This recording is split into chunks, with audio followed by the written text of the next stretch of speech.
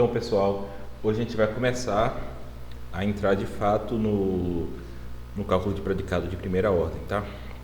Então, a primeira aula é uma aula introdutória sobre a sintaxe do cálculo de predicados. Como a gente viu na aula sobre linguagem, a sintaxe de uma linguagem é aquilo que dita quais palavras, quais sentenças naquela linguagem estão gramaticalmente corretas, né? Então, quais sentenças são de fato sentenças naquela linguagem, né? No caso aqui da lógica, a gente não vai falar tanto de palavras ou sentenças, mas de fórmulas, né? Então, a ideia aqui é saber quais fórmulas são de fato fórmulas do cálculo de predicados de primeira ordem, ou do cálculo quantificacional clássico, e quais não são. Tá certo? Tá. Então a gente vai apresentar aqui a linguagem artificial utilizada pelo cálculo de predicados de primeira ordem, né? Então a gente vai primeiro introduzi-la de maneira informal, tá? Ou seja, a gente vai começar aqui falando sobre como é que essas fórmulas são formadas em termos de linguagem natural, né, tentando explicar as regras, e depois na próxima aula a gente vai explicar de fato a sintaxe de maneira mais formal, tá?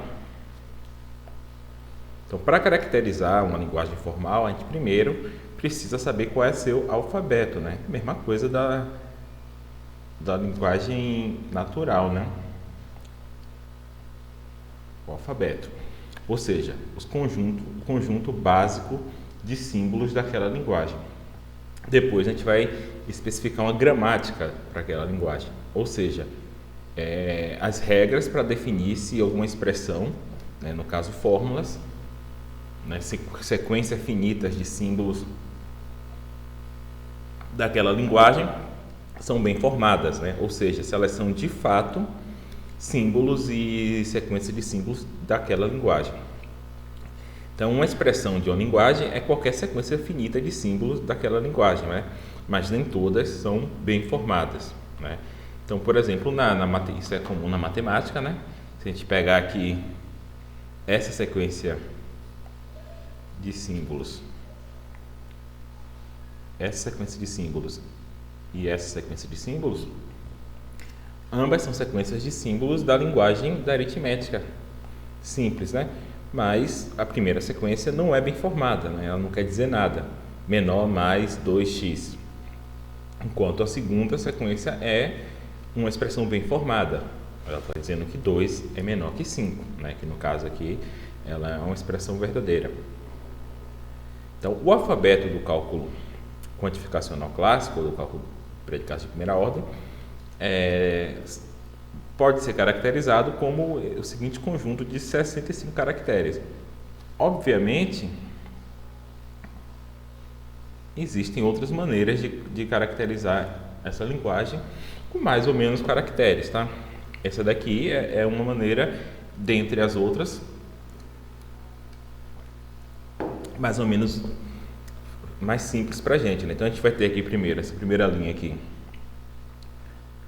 A gente vai ver depois são constantes individuais, isso a gente vai usar para denotar indivíduos, até geralmente até aqui, né? Para cá são variáveis, tá? A gente vai ver depois o papel das variáveis. Essas letras maiúsculas são constantes predicativas ou constantes relacionais que a gente vai utilizar para denotar predicados e relações, tá? Aqui são os conectivos, né, que são os mesmos do cálculo proposicional, né? Imagino que nesse ponto vocês já estejam mais ou menos familiares com eles, né? Esses dois aqui são os quantificadores, né? Parênteses, né? Porque a gente viu que, por exemplo, se a gente tiver essa fórmula aqui, esse aqui é cálculo proposicional, tá? a princípio ela não está bem formada, porque ela é ambígua entre P e Q, né, com parênteses aqui, implica R, e P e Q implica R. Se vocês forem fazer a tabela de verdade, vocês vão ver que a tabela de verdade dessa fórmula é diferente, né? Então a gente precisa de parênteses para desambiguar essas possíveis ambiguidades, né? Nesse caso específico, né, tal como a aritmética, a gente tem algumas regras de precedência. Se vocês virem algum artigo de filosofia, algum livro, algo do tipo, alguém escrevendo isso daqui, geralmente ele quer dizer isso daqui, tá? Mas porque existe a convenção, mas o correto mesmo é colocar os parênteses. A partir desse alfabeto, desse conjunto de caracteres, vamos construir as expressões da nossa linguagem, né? Começando pelas expressões básicas. O primeiro grupo de expressões básicas da linguagem do cálculo de predicados de primeira ordem são os que nós chamamos de constantes individuais. Tá? Então, a ideia aqui é a seguinte: você tem expressões básicas que seriam mais ou menos relacionadas a palavras da linguagem natural, e a partir dessas palavras, dessas expressões básicas, que a gente vai construir as fórmulas. Tá? Então, entre as expressões básicas, o que seria relacionado a palavras, a gente tem constantes individuais, né? A gente usa as letras minúsculas, né, como eu disse, geralmente de A até T, como constantes individuais, né? Deixa eu ver se até eu coloquei. Então, aqui, no caso, ele está colocando até aqui. Ó. Então, a partir daqui seria variável já. Porque o mais comum de variável é você usar x, y, às vezes z, mas às vezes se usa também o w e v. Isso daí é questão de você definir na hora que você definir a linguagem daquele sistema em específico, tá? Não tem uma regra. Porque a princípio a gente precisaria só de uma letra. A gente precisaria só, por exemplo, de A. E a gente vai ver que a gente pode, com A e os subscritos, A0, A1, A2, A3, já ter infinitas constantes, tá? Então a gente a princípio precisaria só de A, mas aqui para ser mais simples, né? Muitas vezes a gente quer usar a letra D para se referir a Danilo, para ficar mais legível, ou a letra, sei lá, J para se referir a José. Aí fica mais simples usar mais letras, tá? Mas aqui é uma questão de definição mesmo.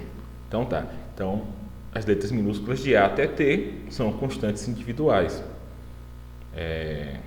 Admitindo também o uso de subscritos. Os subscritos eles são importantes pelo seguinte: uma linguagem do cálculo de predicados, ele precisa ter à sua disposição um número infinito, apesar de contável, né, um número infinito, enumerável de constantes individuais.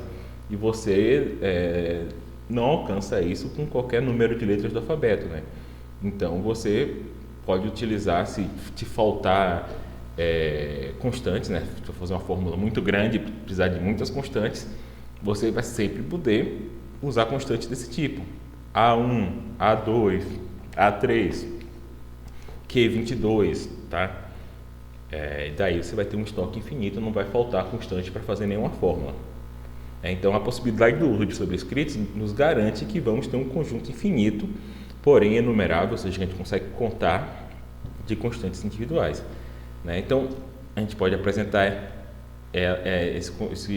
esse conjunto no que ele está chamando aqui de ordem canônica, que é a ordem canônica, né?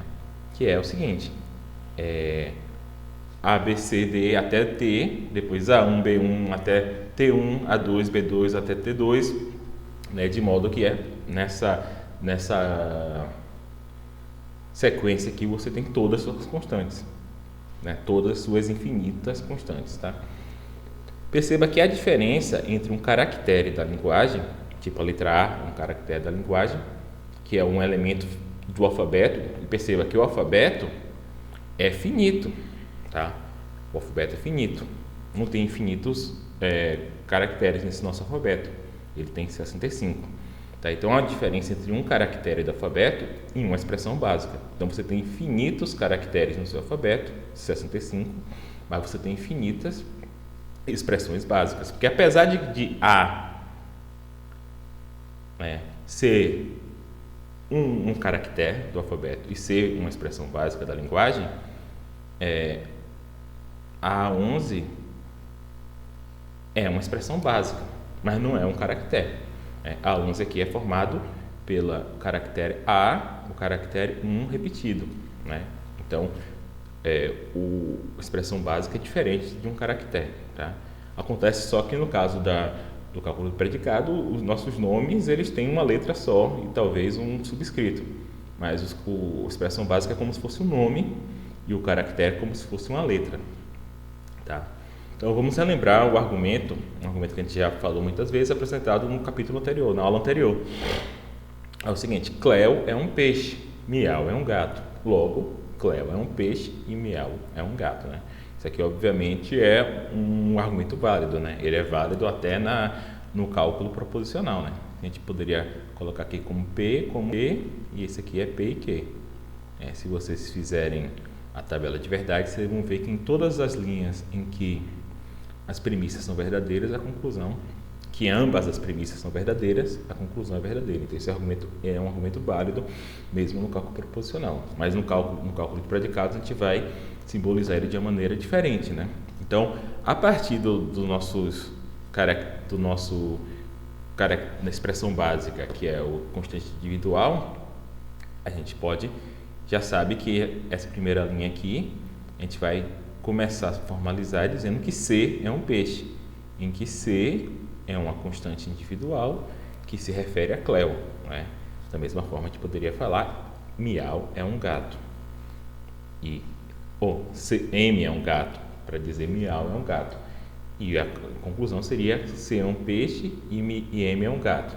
Claro que aqui a gente não formalizou completamente as premissas, né? A gente está no meio termo utilizando a linguagem natural e já alguns caracteres da nossa linguagem. Nosso objetivo aqui é formalizar totalmente a premissa, tá? Para isso a gente vai precisar de outras peças para além das constantes individuais, né? Então, as constantes individuais, elas funcionam como nomes, né? E não se restringe apenas a nomes próprios, né? Como João, né? Então, a gente pode ter uma constante individual J, por exemplo, J, que se refere a João. Então, ela funciona como nome. Mas também, algumas vezes, elas podem ser utilizadas para ocupar o espaço, fazer o trabalho de descrições definidas, né? Então, a frase, o autor de Dom Quixote é espanhol, né? Então, a gente poderia aqui formalizar essa expressão toda aqui como C, né? Estou colocando C aqui porque C é o nome de Cervantes, mas, né? Então, C aqui se refere a Cervantes e o autor de Dom Quixote também se refere a Cervantes. Então, o C aqui está fazendo o papel de uma descrição definida, né?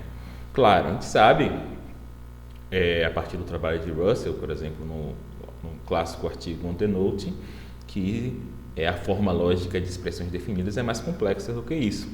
Mas, assim, pelo menos em casos em que isso não esteja em questão, por exemplo, em casos em que a descrição definida de fato refira e a gente não esteja querendo lidar com essas questões de filosofia da linguagem, a gente pode simplesmente utilizar uma constante individual para expressar o que a gente expressa na linguagem natural como a descrição definida, tá? É importante notar que, uma vez que constantes individuais funcionam como nomes, que você não pode usar a mesma constante individual para nomes para referir a indivíduos diferentes, né? Então, se, por exemplo, você está formalizando um argumento, você usou J para João, você não pode usar J para José.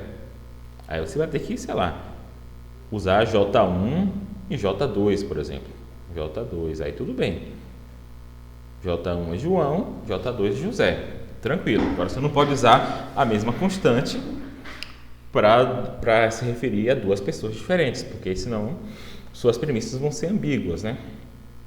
Exatamente o exemplo que eu dei, é o que está aqui, eu não tinha visto. Se você estiver formalizando um argumento envolvendo João e José, não é permitido usar a letra J para indicar ambos.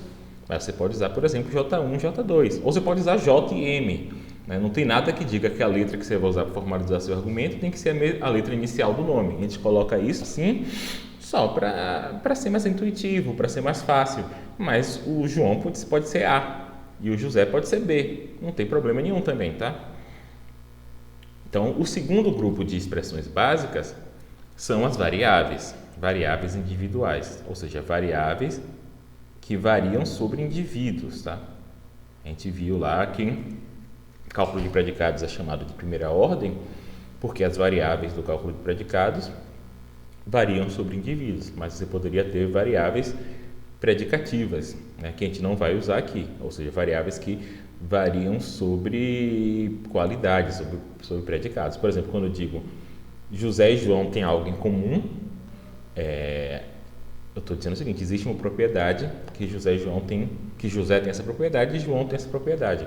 Então, para formalizar essa afirmação, eu preciso de variáveis predicativas, tá? Então, essa afirmação ela não vai ser bem formalizada no cálculo de predicados de primeira ordem, porque no cálculo de predicados de primeira ordem, variáveis sempre variam sobre indivíduos, tá? Então, a gente está usando aqui a letra de U a Z, com ou sem subscritos, né? Novamente, porque a gente quer ter um número infinito de variáveis, porque a princípio a gente pode ter quantas variáveis forem nessa sentença. A gente pode ter uma sentença com 1000 variáveis, vai ser uma sentença super complexa, mas o cálculo, a linguagem precisa poder exprimir isso, pelo menos em princípio. Então, a gente alcança isso utilizando não só as letras do alfabeto, mas os subscritos, né? E, novamente, a gente poderia ter o mesmo resultado utilizando só a letra X, né? A gente poderia ter infinitas variáveis que seriam x1, x2, x3, etc. Então, a gente poderia ter uma linguagem mais simples, em que se eu tivesse a letra A para constantes, a gente teria infinitos constantes individuais, que seria A1, A2, A3 infinito, e para variável a gente poderia ter só x, né? No caso a gente usaria x1, x2, x3 e teria infinitas variáveis do mesmo jeito. A gente utiliza mais letras para também ficar mais intuitivo, né? É meio chato ficar falando, o x22, né? Usa x e y e z, né? Aí quando não tiver mais, se tiver muita variável na fórmula, a gente bota subscrito. Da mesma forma a gente pode colocar todas as nossas variáveis numa sequência, né, que seria uma ordem canônica, né, onde a gente consegue listar todas as variáveis, a saber, U, V, W, X, Y, Z, U1, V1, W1, X1, Y1, Z1, U2, blá, blá, blá, blá. E aí você tem infinitas, tá?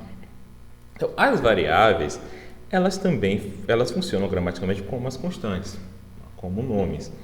Porém, a constante, né, até o próprio nome diz, ele é um nome que ele é constante, ele sempre nomeia o mesmo indivíduo, né?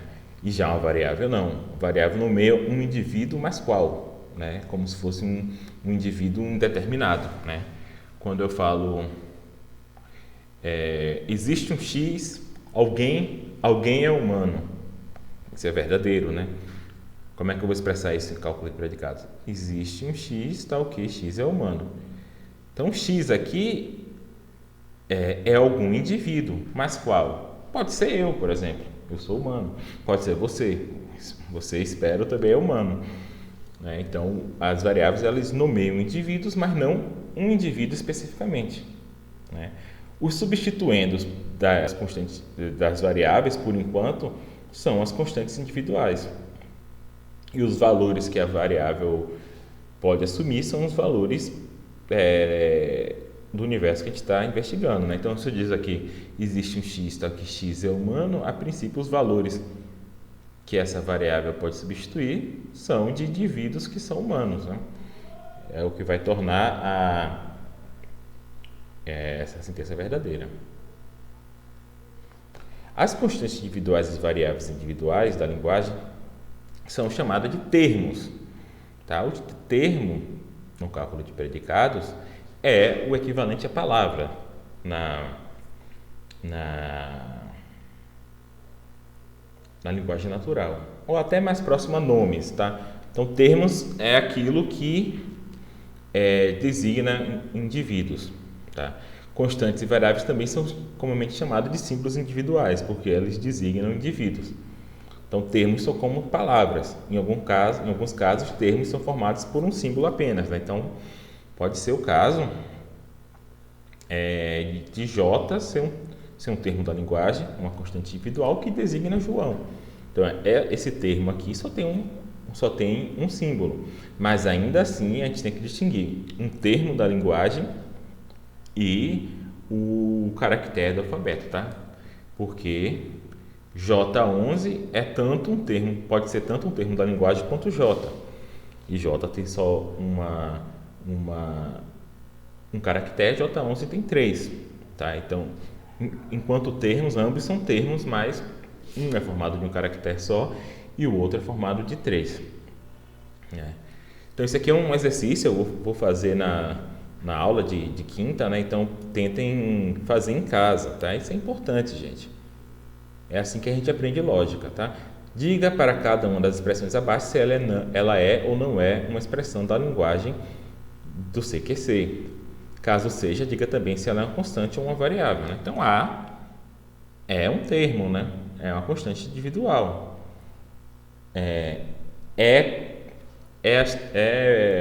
Prime, né? Como é que fala isso? É linha. Linha não é uma expressão do CQC, porque se você olhar aqui no nosso alfabeto do CQC, não tem linha aqui. Poderia ter, né? Por exemplo, se eu fosse fazer um alfabeto mínimo do CQC, eu poderia ter só uma letra para constantes individuais, uma letra só para variável, e em vez de ter os subscritos 0 até 9, eu poderia ter só linha, né? Aí eu poderia formar infinitas constantes individuais, seria A linha, A 2 linhas, A 3 linhas, A 4 linhas e assim infinitamente, né? Claro que chegar lá na frente vai ser cada constante para escrever vai dar um trabalhão, que você vai ter que escrever um montão de linha, mas ainda assim você teria um número infinito, né? Da mesma forma poderia fazer x linha, x 2 linhas, x 3 linhas, x 4 linhas, né? Mas na nossa linguagem, essa que a gente definiu aqui agora, não tem linha. Então, aquilo dali não é um termo, tá? Porque não está no nosso alfabeto. E assim eu quero que vocês façam as outras questões, tá? Ver se aquilo dali é uma expressão do CQC ou não é, e se ela for, dizer o que é, se é uma constante individual, se é uma variável, etc. Predicados e fórmulas atômicas, né? Então, nosso próximo passo é introduzir símbolos para propriedades e relações, né? Mas primeiro a gente precisa entender um pouco o que são propriedades, né? Para nós, o importante é que uma propriedade, né, tipo na metafísica, tem uma discussão muito mais profunda sobre o que é uma propriedade, né? Por exemplo, a questão dos universais, propriedades existem, propriedades são universais, propriedades são tropos, né? Isso é uma questão da metafísica relevante, mas não é nossa questão aqui. Uma propriedade para a gente, ou o que a gente chama de predicado de grau 1 ou relação de grau 1, ou predicado de um lugar, relação de um lugar, ou predicado unário, relação unária. Relação unária é um nome estranho, né? Mas predicado unário é qualquer coisa que possa ser especificada da seguinte maneira: X é um gato. Então, X, o gato, é uma propriedade. Lembra que a gente falou que propriedade era uma função que era do seguinte tipo: ela tem um lugar em branco e ela tem algo que se segue, de modo que se a gente completar ela com um nome próprio, né, no nosso caso aqui agora é uma constante individual ou uma variável, ela nos retorna um valor de verdade, né? Então, X é um gato, é uma propriedade, X é um filósofo, é uma propriedade. Ou seja, por meio da expressão em português, na qual aparecem variáveis, né, no caso X aí, tais que, se substituirmos essa variável pelo nome de algum indivíduo, o resultado é uma sentença declarativa, tá? Então, isso é propriedade. É você pegar uma sentença declarativa, tirar o nome de um ou de mais indivíduos, o que sobra é uma propriedade. E quando você completa novamente com esses nomes de indivíduos, você tem de novo uma sentença declarativa, tá? Isso que a gente vai chamar de propriedade, seja lá o que elas forem metafisicamente, tá bom? Então, as variáveis aqui, quando a gente está especificando a propriedade, quando eu escrevi aqui, ó, propriedade x é um gato, a variável aqui, ela é um marcador de lugar, né? Em inglês é um placeholder, ou seja, ela indica as posições dentro da expressão linguística onde podem ser colocados nomes para formar a sentença declarativa. Então, mas perceba que essa expressão aqui, x é um gato, não é uma expressão do cálculo de predicados, tá? Isso aqui é só a gente está tentando dar uma noção intuitiva do que é uma propriedade. Então, esse x aqui não é uma variável da linguagem formal, tá? Aqui é uma metavariável, uma variável que a gente está utilizando na metalinguagem, ou seja, no português, tá? Então, expressões do português ou de qualquer língua que contém variáveis e que podem ser transformadas em sentenças declarativas pela substituição das variáveis por nome são chamadas de formas sentenciais ou funções proposicionais, tá? Por que é uma função proposicional? Porque se você completa ela com um nome de uma pessoa, ou de duas, dependendo de quantos lugares ela tiver para ser completada, ela te retorna uma proposição e um valor de verdade, né? Então, ter propriedades nos leva então ao terceiro grupo de expressões básicas, que são constantes de predicados, tá? Então, constantes predicativas. Então, a gente tem até agora constantes individuais, né? A gente tem constantes individuais, ou seja, são constantes que denotam indivíduos. A gente tem também variáveis individuais, ou seja, variáveis que variam sobre indivíduos. E agora a gente tem constantes de predicado, tá? Ou símbolos de predicado. No cálculo de predicado de primeira ordem, a gente não vai ter variável de predicado, só constante, tá? Porque se tivesse variável de predicado, seria um cálculo de segunda ordem, né? Porque você teria variáveis sobre predicados. Então, a gente utiliza letras maiúsculas, né? Do A ao T. A gente não bota x maiúsculo, y maiúsculo, z maiúsculo para não confundir com as variáveis, tá? Se a gente tivesse variáveis de predicado, por exemplo, a gente poderia utilizar essas letras. Mas, como eu disse, essas letras aqui é uma questão de você definir a linguagem. Você pode ter uma linguagem só com uma letra, talvez, e subscritos e sobrescritos também, no caso. E então, a gente poderia ter aqui, ó, A1 pode ser uma constante, R predicativa, R44 pode ser uma constante predicativa. Então, a gente pode botar aqui na ordem canônica A, B, C, D, até T, depois A1, B1, até T1, A2, blá, blá, blá, blá. Tá bom? Então, de novo, por que a gente usa várias letras? Para ficar mais simples, né? Se eu quero expressar o seguinte predicado, X é humano, aí eu pego e uso a letra H, entendeu? Para ficar mais simples. Mas assim, não tem nada que diga que tem que ser H, que poderia ser A. Predicado A é X é humano. Predicado R44 é X é humano. Não tem problema nenhum, é questão de você definir. Quando você for traduzir uma sentença para a linguagem do cálculo de predicado, você precisa falar, seja H o predicado, X é humano, e S a constante que seja H denotando o predicado x é humano e S a constante individual denotando Sócrates, a sentença x é Sócrates ou Sócrates é humano é formalizada de tal jeito, que a gente vai ver exatamente aqui agora. Se usamos a letra P para representar a propriedade x é um peixe, na primeira premissa lá daquele argumento, Cleo é um peixe, né? Lembrando que a gente estava utilizando a letra C minúscula para denotar Cleo, então Cleo é um peixe, fica formalizado da seguinte maneira, PC. Então esse Czinho aqui denota Cleo,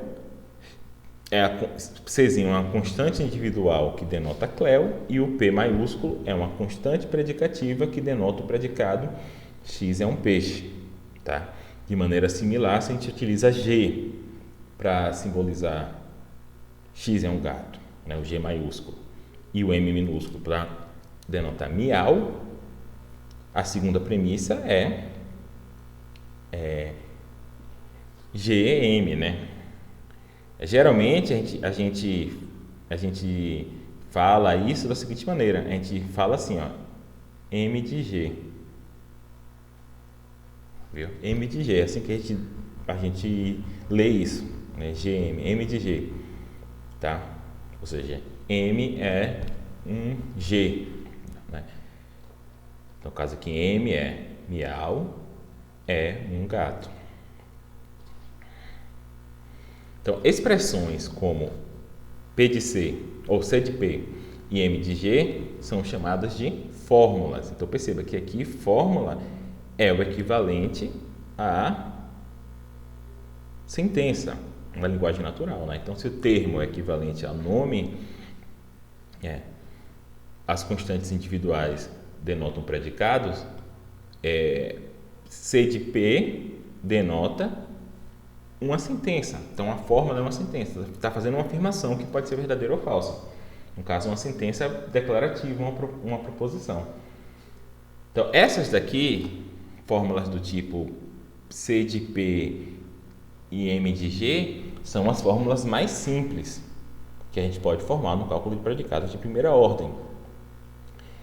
E, por consequência, a gente chama elas de fórmulas atômicas, né? Lembrem do cálculo proposicional, né? No cálculo proposicional, as fórmulas atômicas são P, Q, R, S, né? No caso do cálculo de predicados, é como se a gente estivesse entrando na fórmula e abrindo ela e expressando um pouco da sua estrutura interna da proposição, né? De modo que as fórmulas atômicas são um pouquinho mais complexas, elas têm sempre, no mínimo uma constante ou uma variável individual e uma constante predicativa, tá? Nos dois casos, uma fórmula atômica foi obtida aplicando-se um símbolo de propriedade ou uma constante predicativa a uma constante individual. Podemos também obter fórmulas atômicas com variáveis, por exemplo, P de X. Desculpa, eu falei errado aqui. Desculpa. Não é M de G que a gente fala. É G de tá? A gente lê G de M, tá? Então aqui você lê P de X. Então, P de X corresponde à forma sentencial X é um peixe. Ao traduzir uma sentença para o cálculo de predicados, a gente discute isso, a gente abstrai o tempo verbal, né? Entre outras coisas. Então, a sentença Sócrates foi um filósofo, né? Supondo que F maiúsculo denota o predicado X é filósofo e S minúsculo denota o indivíduo Sócrates, a sentença Sócrates foi um filósofo seria escrita da seguinte maneira, F de S, o que seria retraduzido para o português como Sócrates é um filósofo. Então, no cálculo de predicados, esses tempos verbais não vão fazer diferença, tá? A gente viu lá na outra aula que existem outras lógicas desenhadas para lidar com o tempo verbal, mas o cálculo de predicados não é uma delas, porque ele foi inicialmente desenvolvido para lidar com sentenças matemáticas. No caso de sentença matemática, o tempo verbal não faz muito sentido, né? Não é o caso de 2 mais 2 ter sido 4 e agora não é mais, né? Se 2 mais 2 é 4, ele sempre é 4, né? No passado, presente e futuro. Então, vamos falar aqui mais um pouquinho sobre as constantes de predicados, tá? Existem predicados que não são propriedades, como na sentença abaixo. João é mais alto que Maria, né? Então, aqui, nessa sentença, você tem aqui, ó. Isso aqui é um nome, né? João. Isso aqui é um nome Maria. Então, no cálculo de predicados, a gente vai simbolizar isso com um J, por exemplo, e aqui com um M, por exemplo. O que sobrou aqui é um predicado da seguinte maneira, né? Aqui pode botar X é mais alto que Y, né? em que você perceba que aqui a gente tem dois espaços para nomes, né? Então, quando isso acontece, tem mais de um espaço para nome, esse predicado, a gente diz que ele expressa uma relação e não uma propriedade, tá? Então, relação são propriedades, são casos especiais de relação com um espaço só para nome. E relações pode ter 2, 3, 4 e por aí vai.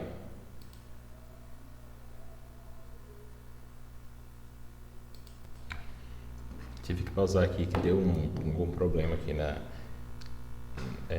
conexão. Tá, então quando eu falo tweety, piu-piu é um pássaro, né? Então aqui a gente tem um predicado que expressa uma propriedade, né? X é um pássaro. A gente está dizendo que um indivíduo cujo nome é tweety tem a propriedade de ser um pássaro, né? Mas aí no caso, quando eu digo João é mais alto que Maria, eu estou dizendo que João e Maria eles estão numa relação. Que relação é essa? A relação X é mais alto que Y, né? A gente poderia até dizer que João tem a propriedade de ser mais alto que Maria, mas isso esconde a existência do indivíduo Maria. É uma propriedade estranha, uma propriedade que depende de outro indivíduo. Nesse caso, a formalização melhor de X é mais alto. Nesse caso, a gente falasse que João tem a propriedade de X é mais alto que Maria, as duas sentenças, João é mais alto que Maria e João é mais alto que Carlos, estaria atribuindo propriedades diferentes a João. Só que, na verdade, a gente quer dizer que aqui a gente tem a mesma relação, só está mudando os relata, ou seja, quem está na relação. Então, por isso é melhor formalizar como uma relação do que como uma propriedade, tá? O mais natural é usar o segundo tipo de símbolo de predicado. Um segundo tipo, tá? Símbolos para relações entre dois indivíduos. As relações binárias, no caso, entre dois indivíduos são binárias, ou predicados de grau 2, né? Muitas vezes, quando a gente coloca nossa linguagem, a gente poderia expressar assim, ó, P, e aqui sobrescrito dizer quantos lugares tem aquele predicado. Então, a gente poderia ter um predicado P para um lugar e um predicado P para 2 lugares. Seria diferente um do outro, né? Então, a gente poderia ter sobrescritos e subscritos, né? Eu posso ter o predicado P1 de 2 lugares e o predicado P2 de 2 lugares, tá? Mas isso aqui é só uma questão de você, né? Dificilmente você vai precisar expressar formalmente a gramática específica que você está usando. A questão aqui é você, pelo menos, utilizar essas coisas de maneira consistente, né? Se você está usando, por exemplo, o predicado A para expressar a relação X ama Y, é bom você usar sempre esse mesmo predicado para expressar essa mesma relação. Se você utilizar o A para X ama Y e depois utilizar o A para X é alemão, fica confuso, entendeu? Aí seria mais correto você utilizar aqui o A, né, A2, sei lá, e outro predicado talvez A1. Mas o melhor é simplesmente evitar, né? Se está usando uma letra para uma relação, não usar ela para um predicado ou para outra relação, senão vai ficar ambígua a sua linguagem, tá? Então, a gente pode ter aqui um segundo tipo de fórmula atômica, que é uma fórmula atômica que tem uma constante que expressa um predicado binário, né? Então, por exemplo, João ama Maria, AJM, né? Em que isso aqui é um predicado que expressa a relação X ama Y. Então, isso aqui também é uma fórmula atômica, né? Então, a gente pode ter fórmula atômica do tipo Sócrates é humano, em que você tem um predicado unário, né, que expressa uma propriedade. No caso aqui, a propriedade X é humano. Você pode ter fórmulas atômicas do tipo AJM, né, que em que A é uma constante que denota a relação X ama Y, né? E você você completou essa relação em todos os espaços que ela precisa, né? Então, X ama Y tem 2 lugares. Eu utilizei AJM, porque se A denotar a relação X ama Y e eu escrever a de J, isso aqui não vai ser bem formado, porque eu não tenho, porque o predicado que a constante A denota é um predicado binário. E então ele precisa de dois nomes, duas constantes individuais. Eu só coloquei uma. Então isso aqui seria uma fórmula não gramatical, tá? Pelo modo como eu defini o A. Então, esse aqui é o segundo tipo de fórmula atômica, que consiste em tomar uma constante de predicado binário, de uma relação binária, portanto, e acrescentar dois símbolos. Aí é a mesma coisa, obviamente, para predicados ternários, quaternários, que pode ter predicados de qualquer número de qualquer aridade, como a gente fala, né? Então, temos agora dois termos escritos após a constante de predicados. Temos que cuidar da ordem que eles aparecem, tá? A ordem importa, né? Lembra quando a gente falou o seguinte, né? Todo mundo ama Maria, para todo X, X ama Maria, né? E Maria ama todos, para todo X. Então, perceba que a ordem importa. No primeiro sentença está dizendo todos amam Maria, na segunda sentença está dizendo Maria ama todos. Isso não quer dizer a mesma coisa, correto? Então, da mesma forma que a gente tem a fórmula HJM e HMJ, elas dizem coisas diferentes, né? Vamos dizer que o H está no lugar aqui da expressão X é maior que Y. Perceba que, apesar de X é mais alto que Y, X é maior que Y, eu não preciso usar a letra A e nem a letra M, né? Posso usar H, posso usar qualquer letra, né? Desde que eu defini. Então, eu defini que H denota a relação X é maior que Y. E J denota João e M denota Maria. Então, quando eu digo HJM, eu estou dizendo que João é mais alto que Maria. Quando eu digo HMJ, eu estou dizendo que Maria é mais alto que João, né? Então, as variáveis que estamos usando aqui como marcador de lugar também indica a ordem que os termos devem ser colocados depois da constante de predicado, tá? Então, será que pode ter uma relação com três indivíduos? Claro. Um exemplo seria: João está sentado entre Maria e Cláudia, né? Que ele colocou, ele formalizou da seguinte maneira: EJMC, em que denota a seguinte relação: X está sentado entre Y e Z. Essa aqui é a relação. Então, se essa é a relação, isso daqui é lido como João está sentado entre Maria e Cláudia, tá? Obviamente, eu poderia ter definido a relação de uma maneira diferente, né? Eu poderia definir a relação da seguinte maneira: em que X estivesse no meio e Y e Z estivesse dos outros lados. Por que eu faria isso, né? Talvez para poder expressar no desenho que X está entre Y e Z. Eu poderia fazer isso. Então, eu poderia dizer o seguinte: isso daqui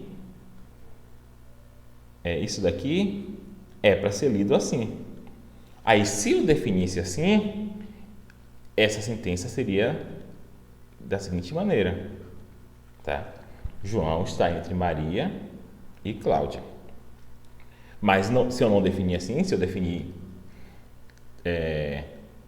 normal, assim, né? X, Y, Z, aí seria assim. Então, percebam, quando você for traduzir, você sempre tem que deixar claro o que aquela letra, que relação aquela letra está expressando, para essas coisas não ficarem ambíguas, tá?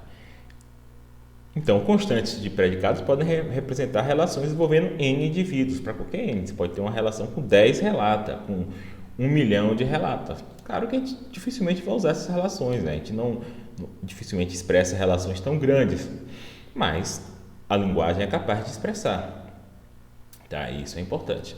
No geral, dizemos que temos símbolos de predicados unários, que são os que representam propriedades, binários, relações entre dois indivíduos, ternários, relações entre três indivíduos, e no geral a gente fala de eniários ou enários para N indivíduos, tá? Tem N lugares para indivíduo, a gente fala assim, seja um predicado enário com N lugares de indivíduos, a gente não sabe especificamente qual é o tamanho, a gente fala assim, enário, tá? A gente poderia convencionar que os símbolos de predicados são constituídos de letras maiúsculas seguidas de um índice superior, foi o que eu falei antes, indicando o seu grau, né? Isso daqui facilita um pouco, né? Eu escrevi assim, A1, aqui eu já sei que o A ele denota um predicado unário. E já sei aqui que o F denota uma relação binária. E aqui uma relação ternária, etc. Tá? E o que é um predicado zerário? Um predicado zerário é uma constante predicativa. Então, eu poderia ter, até na nossa linguagem, eu poderia ter o predicado P, que ele é zerário, ele já é uma proposição em si mesmo, ele não tem nenhum lugar para completar. Né? E assim, a gente percebe que o cálculo proposicional ele está contido dentro do cálculo de predicados. O cálculo proposicional é um cálculo em que todos os predicados são zerários. Você não tem nenhuma constante individual, tá? A diferença aqui é só que a gente escreveria em maiúsculo, né? Se P, então Q, né? E no cálculo de predicado a gente escreve assim, no cálculo proposicional, se P, então Q. Mas perceba que são duas coisas equivalentes, né? Então, o cálculo proposicional é um cálculo de predicados zerário. Então, por isso que a gente às vezes fala do cálculo proposicional é um cálculo de ordem zero, enquanto o cálculo de predicados é de primeira ordem. Então vamos caracterizar aqui de um modo um pouquinho mais preciso o que são as fórmulas atômicas da linguagem do cálculo de predicados de primeira ordem, né? Então, o primeiro passo, ao se definir uma linguagem de uma teoria lógica, é especificar o conjunto de símbolos que a gente fez. A gente utilizou aqueles 64 símbolos. Precisa ser aqueles especificamente? Não. Né? Eu mostrei que tem possibilidade de você usar o linha, de você usar menos letras para constantes, menos letras para variáveis. Mas se a gente convencionou aquele cálculo ali, aquele alfabeto, pronto, aquele é o alfabeto. Então, o segundo passo é dizer a respeito das expressões formadas por esses símbolos, quais são bem formadas e quais não são. Então, explicar, o que é uma constante? Uma constante, ele pode ter essas letras aqui de A a T, se eu não me engano, e pode ter subscritos. Beleza, então sei o que é uma constante. E o que é uma variável? Mesma coisa, vai do U ao Z e tem os subscritos. Entendi. O que é uma constante predicativa? É letra maiúscula, tá? Vai do A, eu não lembro se é até o T, e pode ter subscritos. A gente poderia definir com sobrescritos também, mas a gente não está fazendo isso. Entendi. Então, já que eu sei já o que é isso, eu sei já o que é uma expressão bem formada. Eu sei o que é um termo bem formado, ou seja, uma constante ou uma variável, e eu sei o que é uma fórmula bem formada, que é uma constante predicativa de grau n, seguida por n constantes individuais. Então, eu sei que se P denota uma relação binária, isso daqui é bem formado. Mas isso aqui é mal formado, porque P é uma relação binária. Tá? Então, se eu sei que R é uma relação ternária, isso daqui é bem formado. Né? Porque é um símbolo predicativo que denota uma relação ternária junto com 3 termos, tá bom? Então a definição que a gente vai ter aqui é chamada de definição indutiva, tá? Aqui é indutiva de indução matemática. Como é que é uma definição indutiva? Você começa fazendo a base da indução, ou seja, você explica quais são os símbolos mais simples E aí depois você coloca as outras cláusulas, elas são tipo expansões da base. Se tal coisa é uma fórmula, tal coisa também é uma fórmula, né? Então, você define o que é uma fórmula mais simples e a partir daí você vai fazendo as fórmulas mais complexas a partir das mais simples, né? Então, essa definição indutiva consiste em apresentar os elementos iniciais do conjunto a ser definido, no caso das fórmulas bem formadas, e depois listar regras que permitem obter novos elementos a partir daqueles que você já tem. Então, as fórmulas atômicas são exatamente a base da nossa indução, né? São tipos tijolos da nossa linguagem, né? Elas são definidas por meio da seguinte cláusula: se P é um símbolo de predicado n-ário para algum número natural n, e T1, T2, T3 até Tn são termos da linguagem, então P acompanhado de T1, T2 até Tn é uma fórmula. Tá? Então, o símbolo P, que está escrito em negrito, perceba, ele não faz parte da linguagem do CQC. Esse P é uma variável metalinguística. E esse T também aqui, esses T's aqui são variáveis metalinguísticas. Eles não são nenhum predicado, nenhum termo específico da linguagem. Eles são variáveis da metalinguagem, tá? Que representam uma constante de predicado qualquer, que pode ser A, B, C, A1, A2, A3, e T's também são metavariáveis, tá? Então, aqui também são alguns exercícios que eu vou fazer na aula, tá? Mas façam, né? A ideia é a seguinte: usando a notação sugerida, traduz as sentenças abaixo para a linguagem do CQC, em que C é uma constante para Cleo, M é uma constante para Miau, T é uma constante para Twitty, F denota o predicado X é um peixe, P denota o predicado X é um pássaro, G denota o predicado X é um gato, M denota o predicado X, a relação binária X é maior que Y, L denota a relação ternária, X gosta mais de Y do que de Z. Então, como é que a gente vai traduzir Cleo é um pássaro, né? A gente sabe que C é a constantezinha que denota Cleo e, tá vendo aqui, P é o predicado X é um pássaro. Então, P de C. Miau é um peixe. M minúsculo é uma constante que denota miau e F denota a propriedade miau, a propriedade X é um peixe, então fica F de M, tá? Então façam esses outros aqui, depois a gente vai ver. E aqui também é a mesma coisa, traduz as seguintes sentenças para a linguagem do CQC, e entre parênteses aí está explicando o que significa cada letra, tá bom? Então é isso, gente, vou parar por aqui nesse vídeo, mas agora mesmo eu já vou fazer um outro vídeo que é falando das sentenças moleculares, tá bom? Vejo vocês lá. Tchau!